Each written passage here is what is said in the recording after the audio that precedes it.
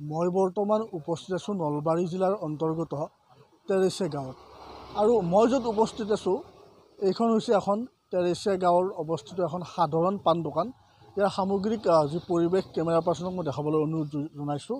এইখন এখন সাধাৰণ পাণ দোকান আৰু ইয়াত পাণ তামোল বিভিন্ন সামগ্ৰী পোৱা যায়, কিন্তু এই যিখন সাধাৰণ পাণ তামোল, এই সাধাৰণ পাণ তামোলৰ দোকানখন এক বিশেষ কাৰণত নলবাৰীত চৰ্চা লাভ কৰিছে।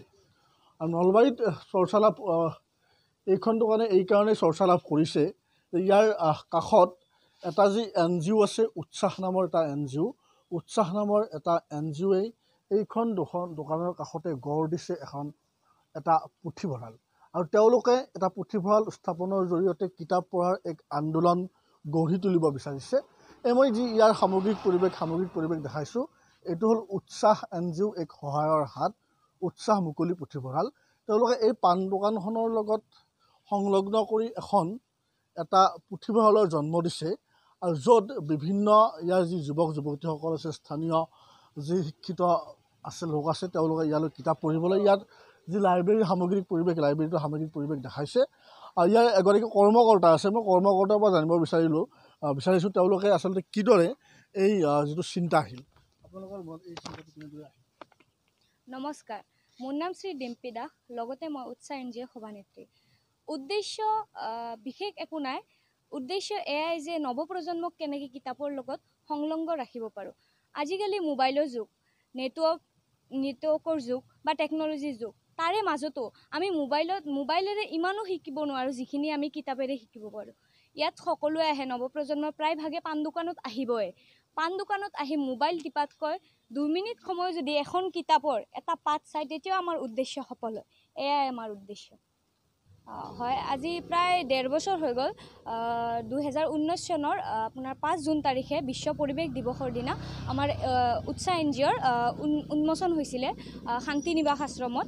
আৰু এয়াৰ আমাৰ এতিয়া যিহেতু আৰ্থিক অলপ প্ৰব্লেম চলি আছে গোটেইখিনি ছাত্ৰ ছাত্ৰীয়ে, তো আমি আমাৰ ঘৰতে আমাৰ কাৰ্যালয়টো ৰাখিছোঁ ষ্টেচনৰ ফ্ৰণ্টত, ৰেলৱে ষ্টেচনৰ ফ্ৰণ্টত। আৰু আমাৰ পৰিকল্পনা এয়াই যে 17টা ৱাৰ্ডত 17টা আৰু মুকলি পুথিভঁৰাল দিয়াৰ, আৰু আপোনালোকে যদি সহায় কৰে আমি নিশ্চয় এই মুকলি পুথিভঁৰাল আৰু 17টা ৱাৰ্ডত কৰিম।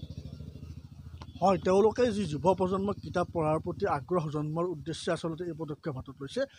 মই ইয়াত আমি দেখা পাইছোঁ যে অসমৰ জনপ্ৰিয় যি কবি, যুৱ প্ৰজন্মৰ যি হাৰ্থব আচলতে কবিতাৰ ক্ষেত্ৰত এক অগাধ দখল আছে, শ্ৰদ্ধেয় প্ৰণৱ কুমাৰ বৰ্মন ডাঙৰীয়া। মই তেওঁৰ পৰা জানিব বিচাৰিছোঁ এই সম্পৰ্কত। তেওঁ এই যিটো উৎসাহ নামৰ NGOটোৱে যিটো এই কিতাপ পঢ়া আন্দোলনৰ ক্ষেত্ৰত এক অগ্ৰণী ভূমিকা গ্ৰহণ কৰিছে, এখন পাণ দোকানৰ লগত যিটো কথা আনে নাভাবে, তেওঁলোকে পাণ দোকানৰ লগত এটা পুথিভঁৰাল সংলগ্ন কৰাৰ কথা চিন্তা কৰিছে।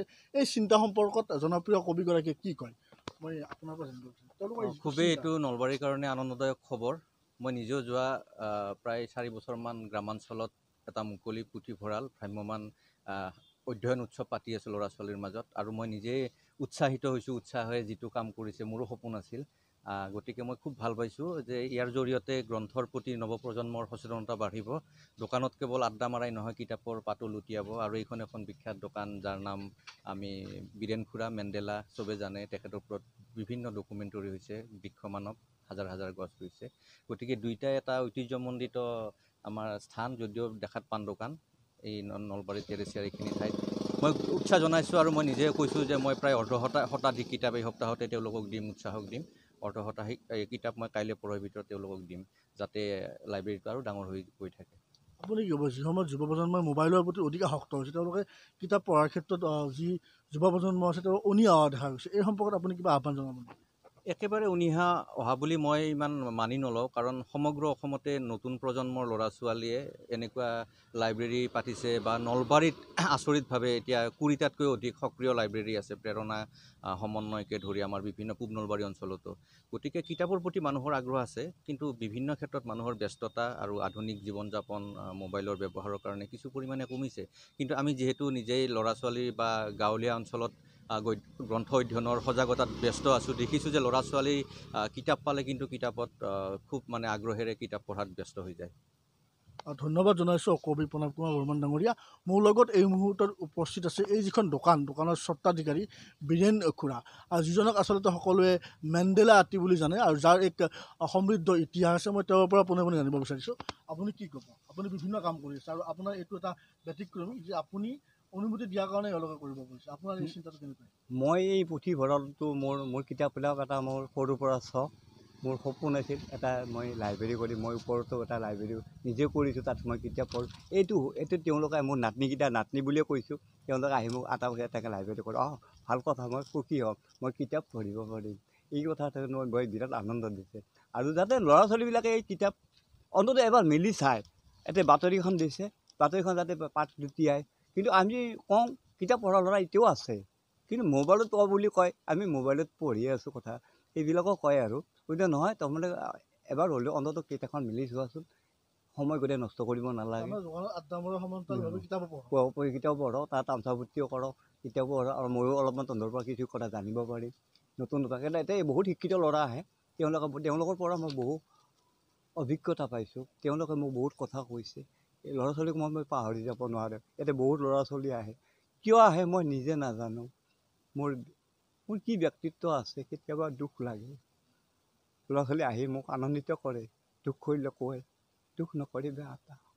মই তেতিয়া আপোনাক ধন্যবাদ জনাইছোঁ।